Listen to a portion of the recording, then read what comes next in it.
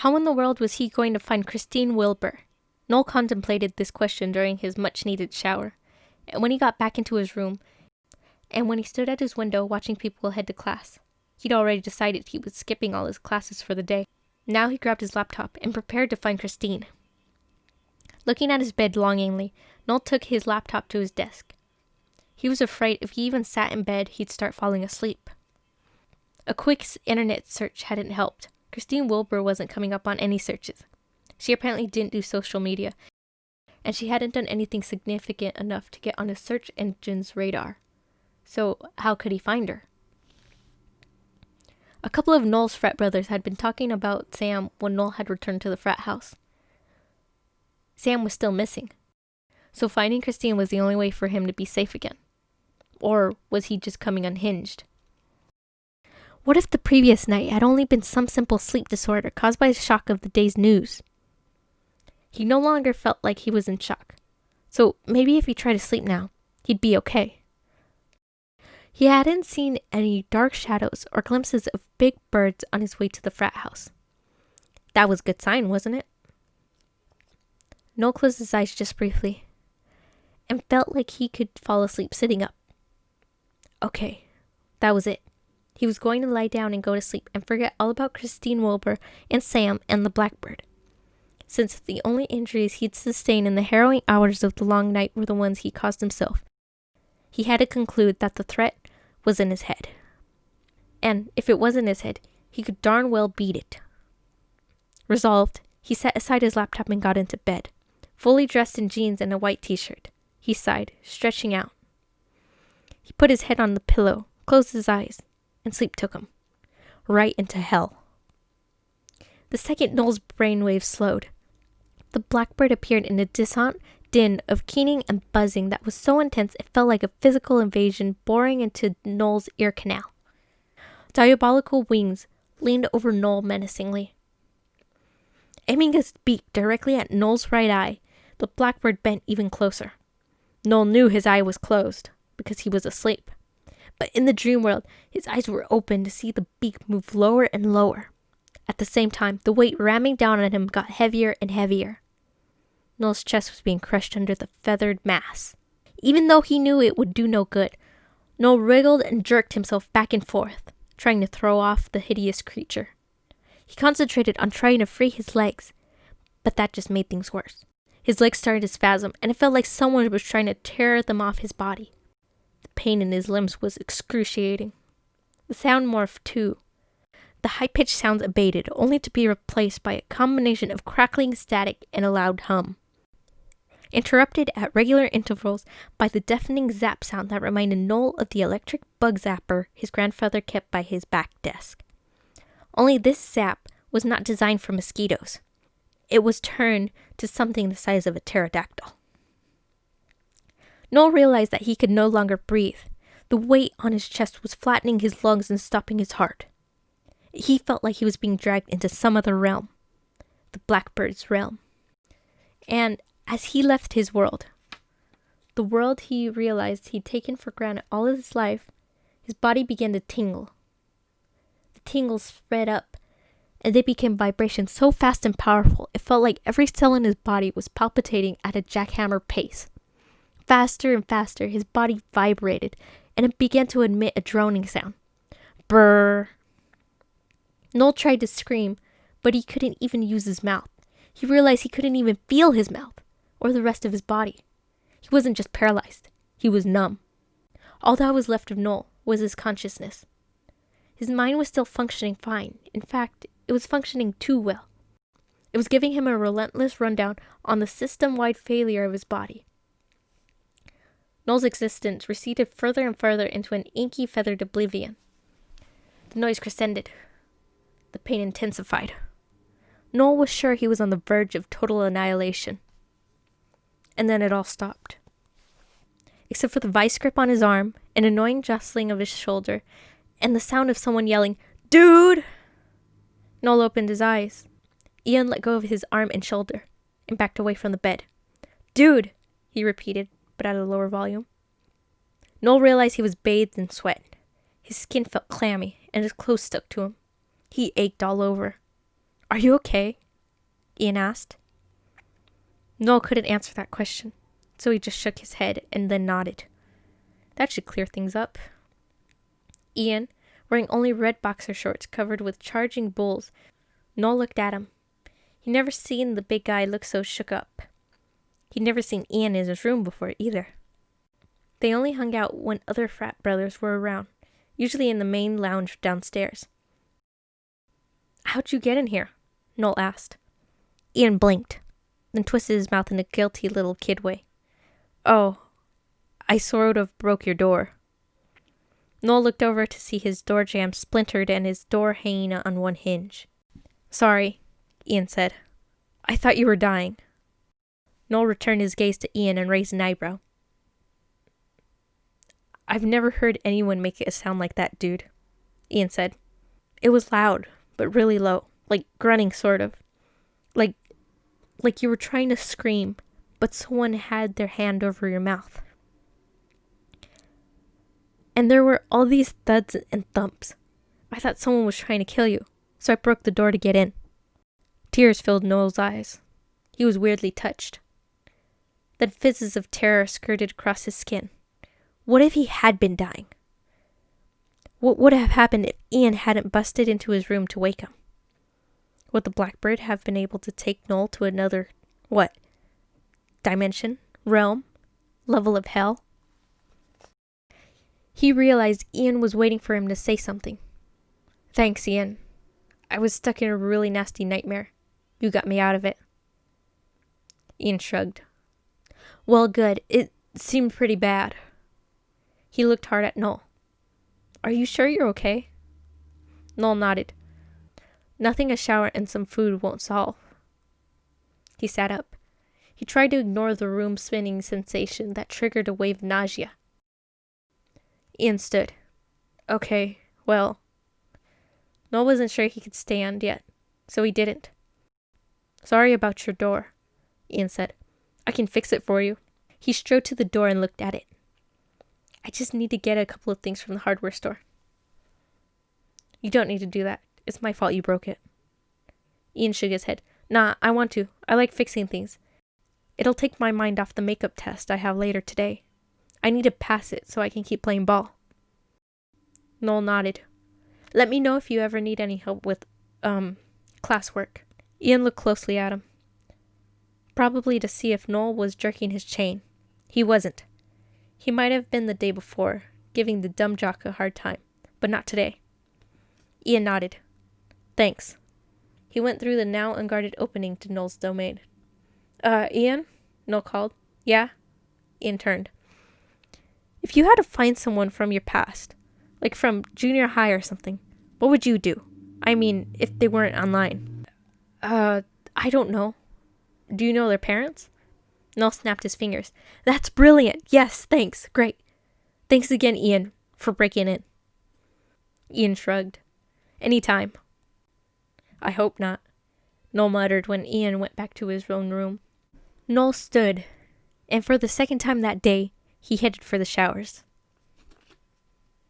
In the shower, he chastised himself for being so dense. He knew Christine Wilbur's parents were still in town because her dad owned Wilbur's Eats, a popular greasy spoon diner downtown. How could Noel have forgotten that?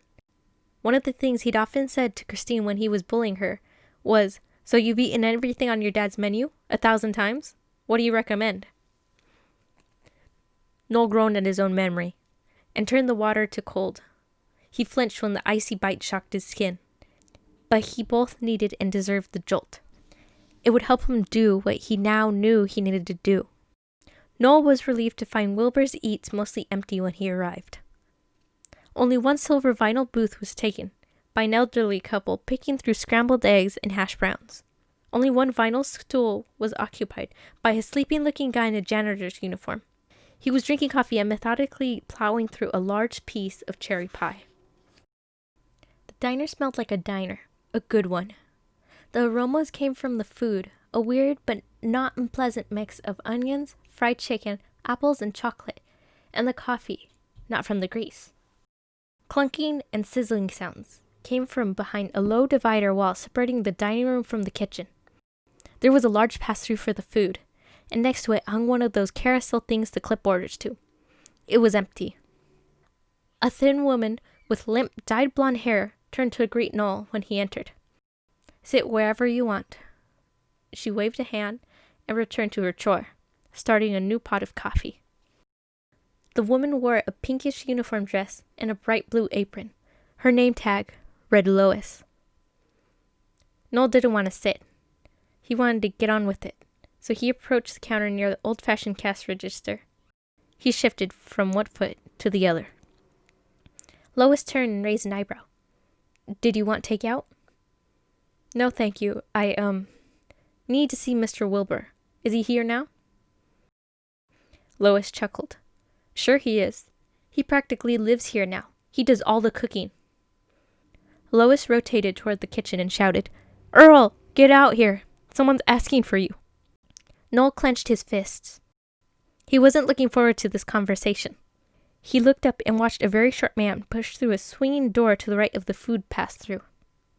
No wonder Noel hadn't gotten a glimpse of the man. He was barely 5 feet tall, and he was thin. That was a surprise. "Hello, sir." Noel held out his hand. "My name's Noel Markman." Earl Wilbur grinned and shook Noel's hand. "Good to meet you." Earl was missing a front tooth, but somehow that added to his friendly smile. Unlike his fair-haired daughter, Earl had brown hair and brown eyes. But Noel could see Christine in the man's face. Or would that be the other way around? Both had bow-shaped mouths, wide cheekbones, and close-set eyes. "What can I do for you?" Earl Wilbur asked. His manner was deferential. Noel was trying to think of a smooth way of bringing up the subject of finding Christine. And he hadn't come up with a thing.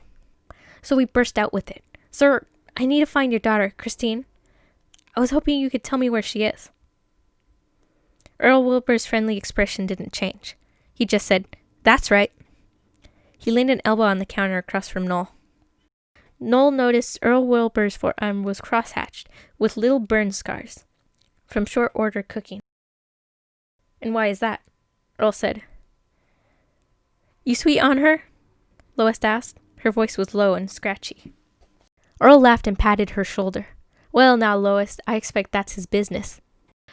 Outside, the sun disappeared so abruptly, everyone in the diner turned to look through the picture window. Black storm clouds were tumbling across the sky.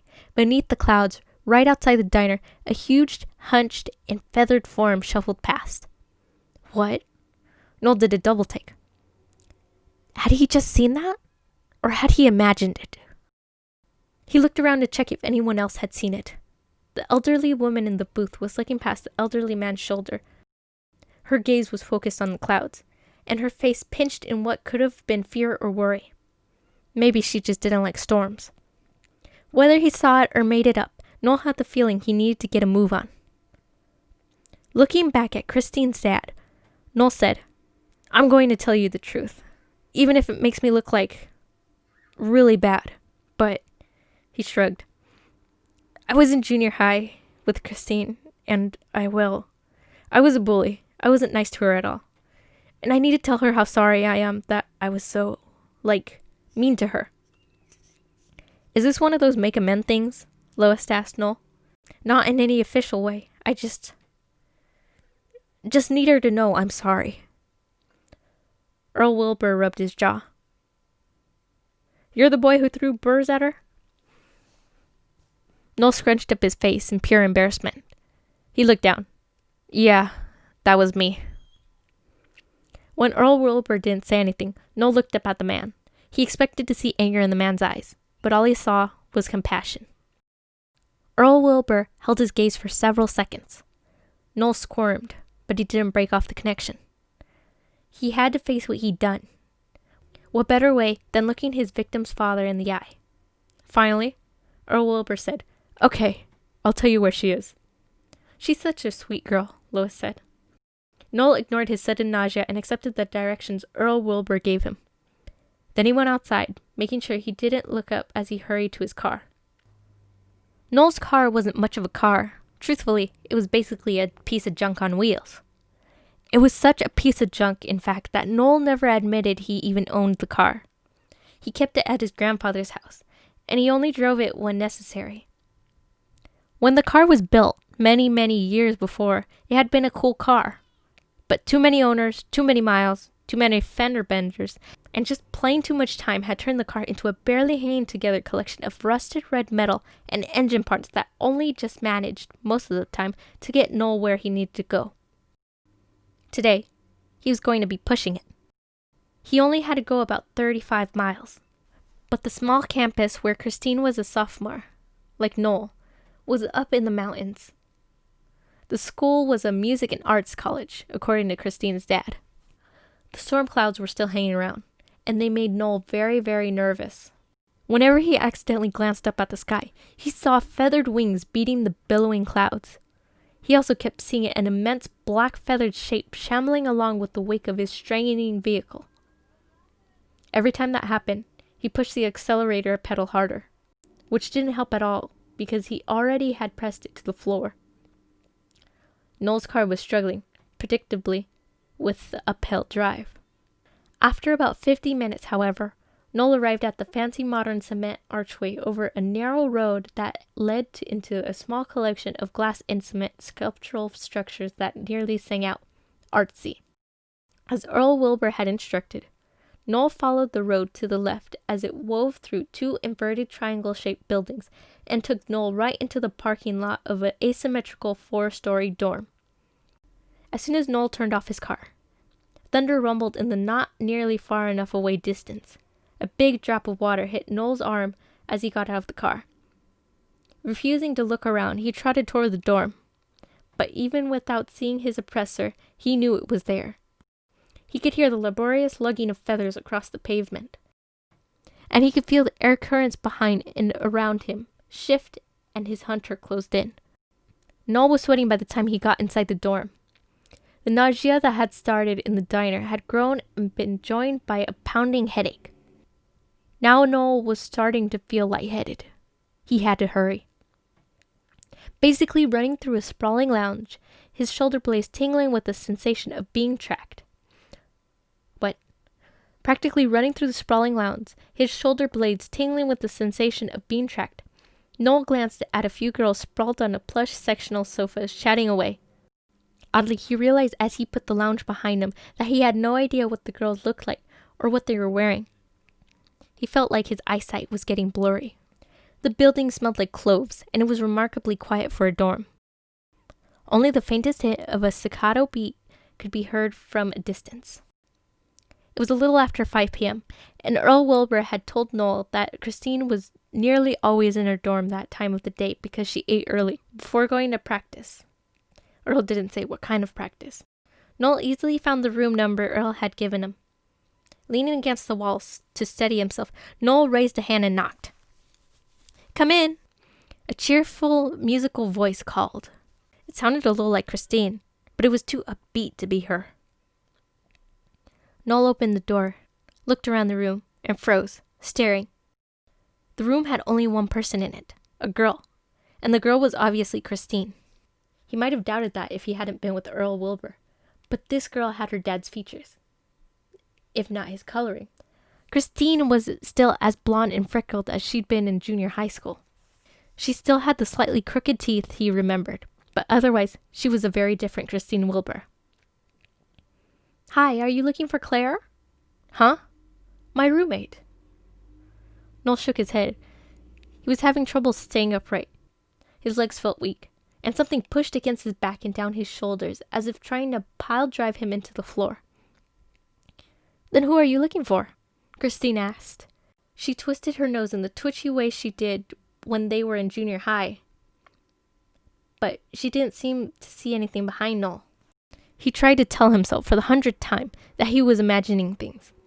When Noel didn't answer, Christine said, "I think you have the wrong room." She tilted her head with her sentence question. Christine sat at a school desk similar to Noel's. She had a book open in front of her, and she held a plastic container of salad. It was nearly empty. When Noel didn't answer Christine, she looked down and forked up a cucumber. She bit into the cucumber, and its distinctive scent filled the air. So did her crunching sounds. Noel kept staring. Christine Wilbur sat cross-legged at her desk chair. and one of her bare feet kept time with the music that must have been in her head. She wasn't wearing earbuds. She was dressed in a full-length, skin-tight, light blue leotard. Christine Wilbur wasn't overweight anymore. She was obviously as fit as Noel was. That wasn't the only way she was different. Although she still had the same facial features and quirky expressions, Christine held herself with an air of confidence that made it clear she was a very different girl from the one he'd known in junior high. Noel's mental processors were struggling to keep up with the unexpected information. His neural pathways were announcing, "This input does not commute." "Do you talk?" Christine asked. She hesitated and worked her mouth as if trying to find the right words. Then she said, "I'm not being mean or anything. It's just that you're standing there staring." She clasped her hands together and shrugged. Noel shook his head and tried to reset his circuits.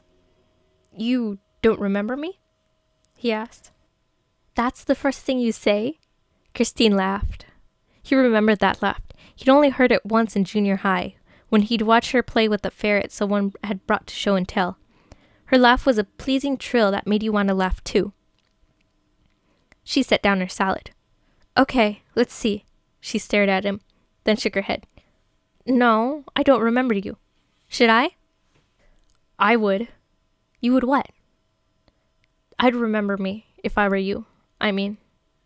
Noel pressed his hand to his forehead. Christine shrugged again. "Why don't you just tell me who you are?" Noel blew out air. "Okay." A couple of girls came down the hall behind Noel. They were singing at the top of their lungs. He waited until they were well past, trying to ignore the fact that they'd been followed by that swishing thumping sound that told them his feathered nemesis was nearby. He opened his mouth, and he found he couldn't get the words out. His eyes filled with tears, and he had to swallow. Christine frowned. "Hey, are you okay?" Noel's eyes got even wetter. She was so nice. "I was the guy who bullied you in junior high," he said, the words fast, sort of like peeling off a guilt bandage. "Which one?" Noel blinked. She shrugged and twitched her nose. "The Hate on Christine crew was pretty big. I started the thing, and I threw burrs on you." Noel felt like he was about an inch tall. He couldn't understand why he'd ever thought it was so funny, either when he did it or when he told Sam about it. "Oh, that was you?"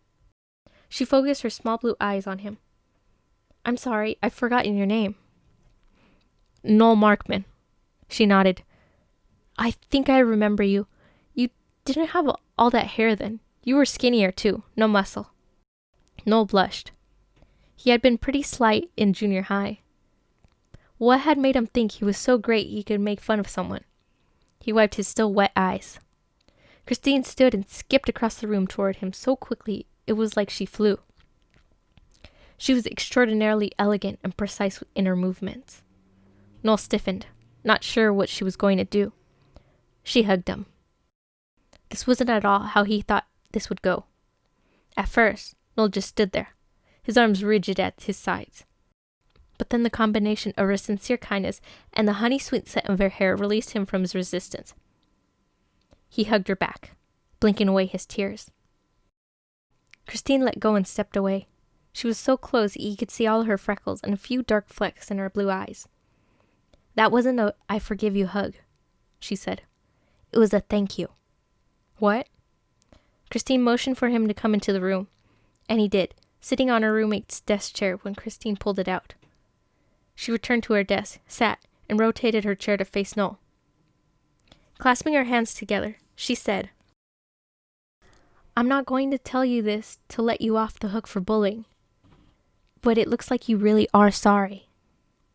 "I really am," Noel said sincerely. He was surprised by how truly sorry he was.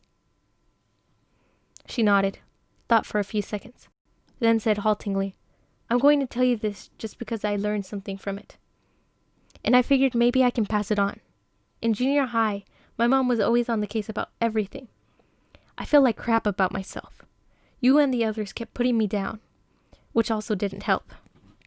To be honest, I barely remember you, but I remember how bad I felt all the time. Eventually, though, I stopped feeling bad, and I got angry. I decided to treat myself well. I like to dance, and I started dancing to have fun. You know, just alone in my bedroom. But then I started going to a real studio, and I found out I'm actually pretty good at it. When the music swept me up, nothing else mattered. Of course, my mom loved that the dancing helped me lose weight. But that was enough to make me happy. I think part of me will always struggle on some level with that. Noel stood, opened his mouth to protest. She came over and waved him off. Don't, it's okay.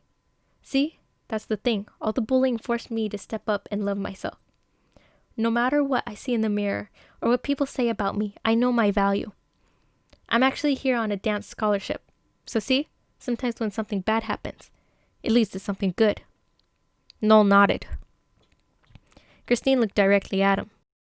And I do forgive you. You can let it go. I'm fine. Noel's eyes teared up again. He wiped them with the back of his hand. Christine looked over Noel's shoulder. She patted and squeezed his hand. Then he walked out into the hallway, and she closed her door. Noel sagged against the wall. That's when he realized he no longer felt a presence lingering nearby. No more feathers. The hallway went silent. His headache was gone. Noel rolled his head from side to side and shrugged, then released his shoulders. His tension was gone too. It was all gone. He felt like he just set down a backpack full of bricks. Noel smiled a little and picked his way through the dorm. In the lounge, he waved at the girls. He could see them clearly now. They were dressed in leotards like Christine's. Outside, Noel wasn't surprised to see the sun plowing its way through the clouds. He closed his eyes and breathed in air scented by miniature carnations growing in a planter at the edge of the parking area. He hadn't noticed those on the way in. He started toward his car, and his phone rang. Reaching in his pocket, Noel pulled out his phone and answered it. Hello? The first 2 words spoken into his ear brought Noel to a stop. As he listened, he started grinning. Then he said, I'm on my way. He ran for his car. Sam was waiting for Noel in front of the film studies building when Noel got back. Sam! Noel shouted. He ran toward his friend. Sam raised a crutch and waved it in the air, then put it back down when Noel reached him. Noel grabbed Sam and hugged him. As best he could, Sam hugged him back enthusiastically. There's my favorite idiot, Sam said. Where were you? You didn't say. I went. Noel waved the air. It doesn't matter. What happened to you? Sam rolled his eyes. Apparently I've been hanging around you too long. Idiocy must be catching. Noel smacked Sam's shoulder. Ow, hey, wounded guy here. Sam winked. Seriously, I was being dumb. I was walking down the tracks with headphones on. Dumb is one word for it. Sam laughed. Yeah, right. So I turned around just in time to see the train, and I jumped off the tracks. But jumping has never been something I'm good at. So not only did something on the train gouge my arm as I leaped, I lost my balance and fell down the embankment and broke my leg. If I'd had normal-sized leg, I probably would have been fine. Noel laughed. You and your legs. Get over it. Sam ignored Noel. I was trying to drag myself back when I slipped and ended up sliding all the way down the culvert. Then I passed out. I guess I was pretty hidden. I'd never heard anyone calling for me. And no one saw me until early this morning when my parents came back with a couple of cops to search again. Sam pushed Noel's arm. I'm happy to see you, man. Not as happy as I am to see you. And I'm sorry. Noel realized he meant that. Really meant it. And I'm sorry. He wasn't taking any chances. Just because Sam was here didn't mean the Blackbird was gone. For what? For being such a jackass about the bullying thing. You're right. It's not funny. Sam waved the air with his crutch again. I was oversensitive about it. It's no big deal. No, Noel said. Being thoughtless is a big deal. Sam shook his head. I won't disagree with that, but I shouldn't have thrown stones at a glass house. Huh? I never answered you when you were asking if I had secrets. Noel waited. Sam leaned in. Remember I said I was bullied? Noel nodded. Well, I got revenge on one of my bullies by bullying him right back. I played a really mean joke on him just before freshman year. Jerk. Sam laughed. Back at you. Nah, Noel said. No more jerk clones. What? Noel laughed. Oh, it's a joke between Amber and me. Amber and me, huh? I want to hear about that. Want to grab a pizza? Sure, I'm starving. I haven't eaten before noon. Why not? Long story. Maybe I'll tell you sometime. The Blackbird will make you tell, Sam said. Noel's heart stuttered, but then Sam laughed. And that's the end of that story.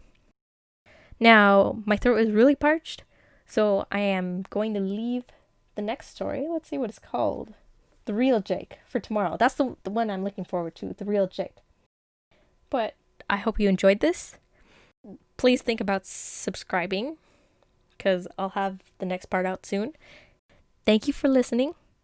If you actually listen to this whole audiobook, please write the word Blackbird in the comment section. Thank you for listening. I'll see you all soon.